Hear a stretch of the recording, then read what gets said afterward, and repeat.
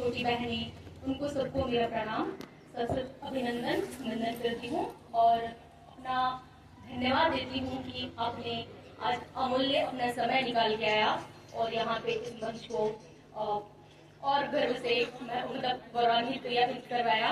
इसके लिए मैं आपको धन्यवाद देना चाहती हूँ। सबसे पहले मैं आपको एक लाइन सुनाना चाहती हूँ जो मुझे बहुत पसंद है। उम्मीद है आप उसका मतलब उस पर गौर फरमाइएगा और थोड़ा मतलब मुझे डर लग रहा है, पर फिर भी ऐसा हो सकता है कि आप उसे जरूर अच्छे से सुनेंगे।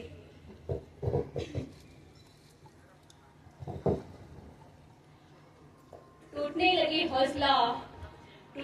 हौसला तो ये याद रखना कि बिना मेहनत के तब तो ताज नहीं मिलते। सुनिएगा, टूटने लगे हौसला तो ये याद रखना कि बिना मेहनत के तब तो ताज नहीं मिलते। और ढूंढ लेते हैं अंधेरे में भी मंजिल, ढूंढ लेते हैं अंधेरे में भी मंजिल, जुगनू किसी रोशनी के मोहताज नहीं होते। सबसे पहले मैं सस्तम प्रगति शक्ति पड़ा पे पारिको को और फिर यहाँ पे जिनका आज जन्मदिन भी है 26 जनवरी के दिन, तो उनको उनके चरणों पे सत नमन और अपना अभिनंदन अर्पित करती हूँ। और उसी के साथ में हमारे माननीय संजय कुमार जी को और मैडम डॉक्टर जयश्री मैम को धन्यवाद देना चाहती हूँ। और यहाँ पे जहाँ मैं पहचानती हूँ और मैं जानती हूँ जिनका नाम मनोज सर जी, सुरेंद्र जी और बाकी और भी जो मुझे मैं अभी रिकॉल नहीं कर पा रही नाम, उनको मेरा धन्यवाद है। जो उन लोगों ने इतना सहयोग किया, मेरा इतना मतलब बहुत कुछ किया है, उनको मैं दिल से धन्यवाद देना चाहती हूँ। और मैं अपना परिचय से स्टार्ट करती हूँ। मेरा नाम गीता भलावी है। मैं मध्य प्रदेश के सिवनी जिले से एक छोटे से वनग्राम सतोसा की निवासी हूँ। वो एक बफर एरिया में आता है, गोर जोन में, और जहाँ से मैं बिलोंग करती हूँ। मेरी प्राथमिक शिक्षा अपने ही गांव सरकारी स्कूल से हुई है, जहाँ मैं 12th तक पढ़ाई किया है। उसके बाद में अपना बैचलर जो स्टडी है वो अपने बालाघाट जिले से कंप्लीट किया है। उसके बाद में फिर मेरा जो मकसद था, मेरा जो उद्देश्य था, वो एक मतलब अंधकार के तौर पे था। और मैं 2023 में दिसंबर 2023 में मैं दिल्ली में आई और उसके बाद में फिर मुझे छोटा सा मैसेज मिला, छोटा सा संदेश, पर बहुत खूबसूरत, बहुत हर्षोल्लास से भरा हुआ मैसेज था।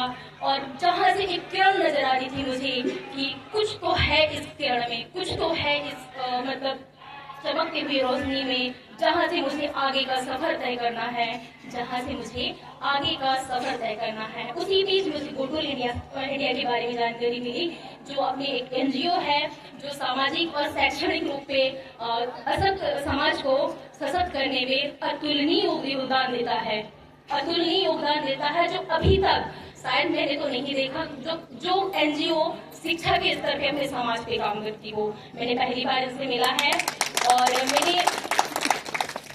जब मैं पहली बार मिला तो उस छोटे से संदेश के तौर पे मैं आई दिल्ली में मेरा पहले आना हुआ था। पर उसके बाद में फिर जब मैं आई तो मनोज जी से मिली मैं। उसके बाद में फिर एंट्रेंस एग्जाम हुआ, शायद जनवरी 2024 में वो एग्जाम हुआ था। वो एग्जाम UPSC लेवल का एग्जाम था। आप मानेंगे नहीं कि उसमें प्री भी था, मैथ्स भी था, इंटरव्यू भी था। मैं सोच भी नहीं सक रही थी और मैं इसीलिए अचंभित हूँ कि मैं सोच भी नहीं सक रही थी, ऐसा मतलब प्रबंधित किया गया था उसे। और UPSC लेवल के क्वेश्चन थे।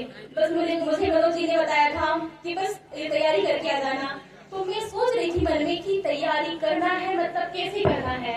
मुझे तो समझ में भी नहीं आ रहा था कि वहाँ तैयारी वाले भी मतलब बच्चे जाएंगे। और मुझे ये सच में यकीन नहीं होगा कि मतलब जो एग्जाम का पैटर्न था वो UPSC लेवल का था। जब मैं चेयरमैन को फेस कर रही थी और जब मैं एंट्री दी इंटरव्यू के लिए, तो मुझे मानो ऐसा लगा कि मैं UPSC चेयरमैन के सामने बैठी हूँ। 10 मेंबर थे।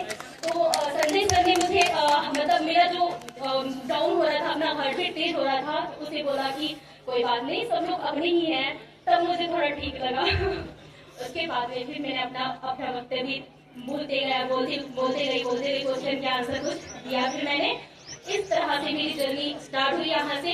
और यहाँ तक जो मैं पहुंची हूँ, यहाँ पे मेरे मम्मी पापा, माँ बाप और मेरे भाई बहन, उनका अतुलनीय योगदान है। और साथ में जो गोटुल इंडिया एनजीओ है, उसका बहुत सहयोग रहा है। हाल ही में मैंने संस्कृति IAS, जो आपने शायद नाम भी सुना होगा, उसमें एडमिशन लिया है।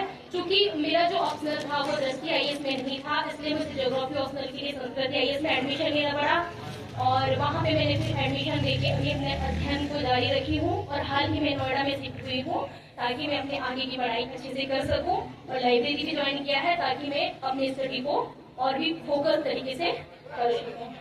इसी के साथ में मैं जो कहना चाहूँगी अपने आदिवासी समाज के बारे में, तो मैं बस इतना कहना चाहूँगी कि जिस स्तर में आना है अभी वो बहुत दूर है। जिस स्तर में आना है अभी वो बहुत दूर है, पर इसमें उम्मीद तो है। उम्मीद तो है कि हम पहुंच सकते हैं, हम कुछ कर सकते हैं। सर हमेशा ये मतलब टारगेट अचीव करना चाहते हैं कि अपने ही ST शेड्यूल ट्राइब में आते हैं, मेरा समाज के, जो राजस्थान में प्रॉपर उनका एरिया है, तो ST कैटेगरी में आते हैं।